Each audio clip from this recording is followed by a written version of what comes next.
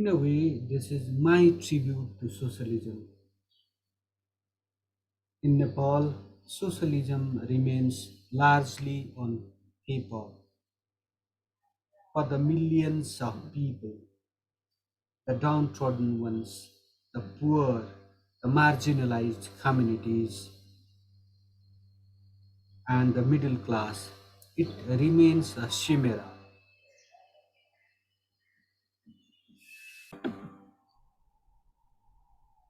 Leaders of different political parties, including the Nepali Congress, the CPN-UML, the CPN-Mao Center, and different political outfits pay their rich tributes to socialism during election campaigns. They all swear by socialism. They all promise to just turn this country into a utopia of sorts. They just pledge to uh, bring about changes, bring about smiles in the faces of the people, to uplift, to improve their livelihoods, to make the country prosperous, to make turn this country into a socialist heaven of sorts, a socialist heaven of sorts. In fact, the constitution of Nepal has envisaged Nepal as a country geared towards socialism. So it features in every imaginable fora, in every imaginable political fora. But for millions of people out there, it does not mean nothing because it remains on paper.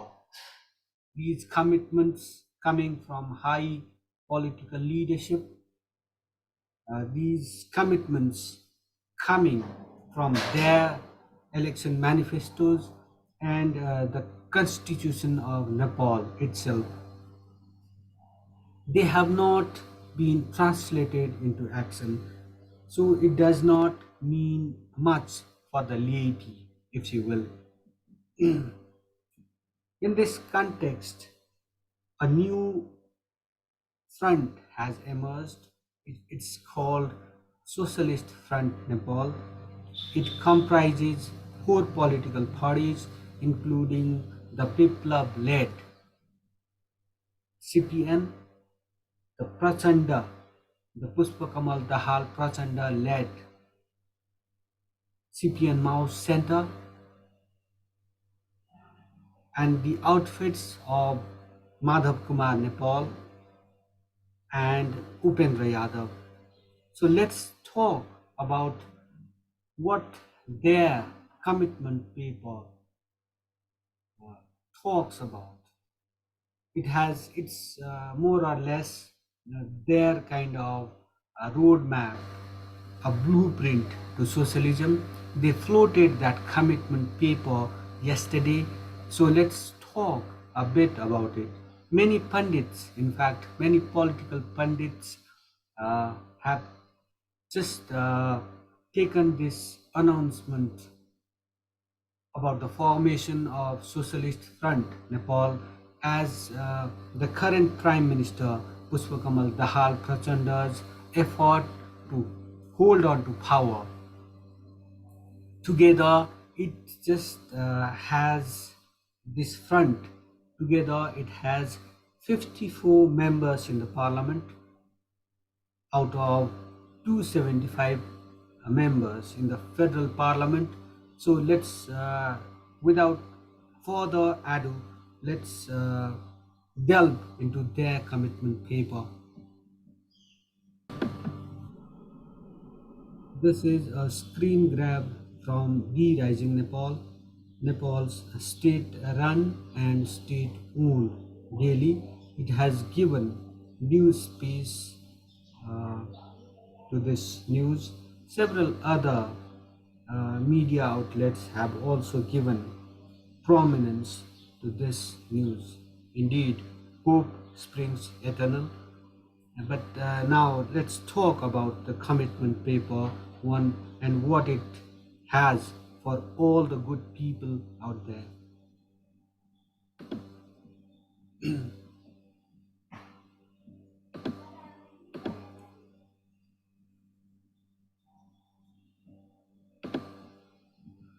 Four political parties, I told you earlier, uh, CPN Maoist Center, Janata Samajwadi Party, CPN-Unified Socialist Party, and Netra Bikram Chand Biplav led CPN announced the formation of the Socialist Front Nepal in the capital amid a ceremony on Monday. Amid a public function at Rashtriya Savagriha, they made this announcement. The front's 15-point commitment paper aims to transform Nepal into a truly socialist country, for which it has made some lofty promises. What are those promises? It has outlined institutionalization of socialism with characteristics. It has called them Nepali characteristics. What are those characteristics? Federalism, democracy, good governance, and socio-cultural justice. Those are its main goals. Furthermore, it has envisaged abolition of class, caste, language, region, and gender-based discrimination persisting in Nepal for like quite some time. For the paper, special focus would be on upliftment of regions and peoples with low scores in the United Nations Human Development Index.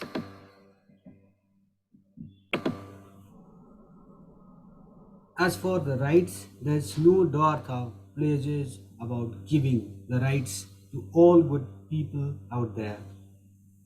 So, what are those pledges? Let's talk a bit about them, about the rights.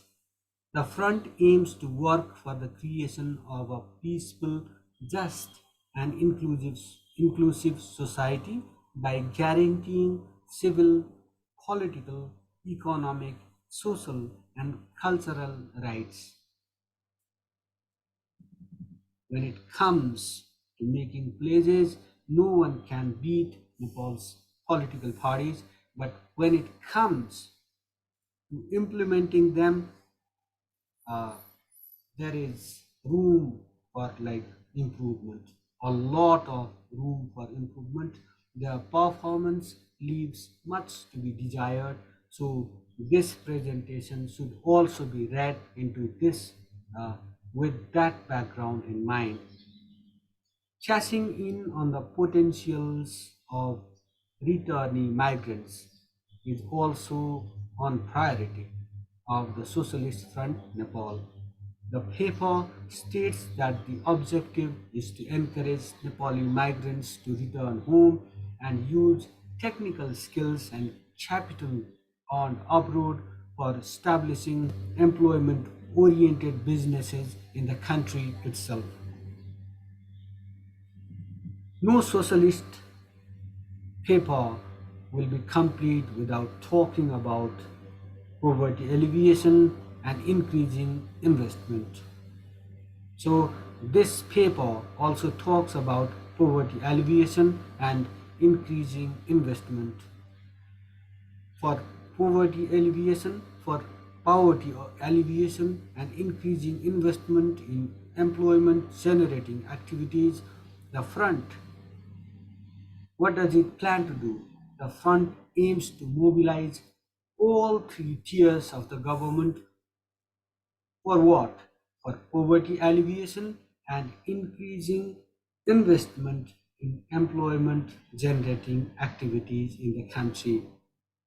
Furthermore, the paper also talks about bringing about an agricultural revolution, thereby making way for industrialization of the farm sector, commercialization, and modernization. For this, it aims to implement what it calls a scientific land utilization policy. So it has its eyes on land reforms. What will it do in the name of land reforms in the country? Further fragmentation of fertile lands? One wonders. Only time can tell. Let's continue with this, what the manifesto, what the commitment paper has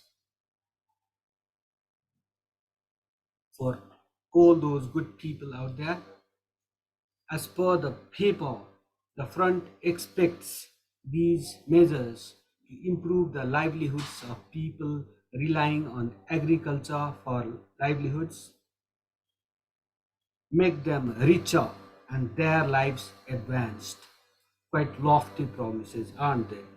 The paper also aims to utilize energy, water resources, forestry, industry, commerce, tourism, information technology, physical infrastructure, and transport sectors as the means of prosperity.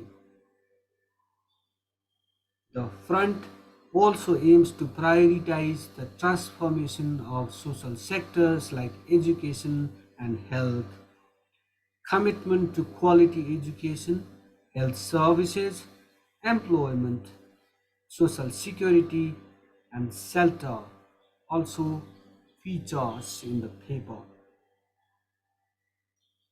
All these points make uh, for an ideal commitment paper, don't they?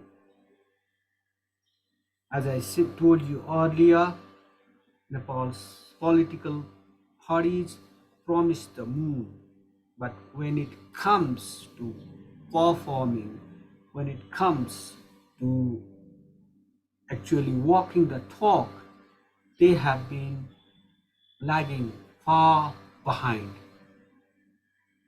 If they were giving their best to the country would not have been at such a pass, in such a pitiable situation. The people would have fared better. They would not have to go abroad in search of even 3D, what you call 3D jobs. That those jobs are dirty, difficult, and dangerous jobs.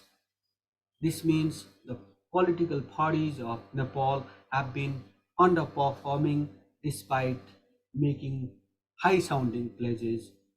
This paper also should be read in this context, also because these parties have been in power for quite some time, except for the Prachanda Biplav led CPN, which was earlier a part of the Prachanda led Maoist outfit.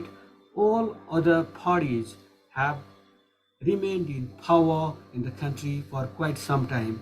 Despite their stints in power, despite their prolonged stage in power, they have not delivered much to the people.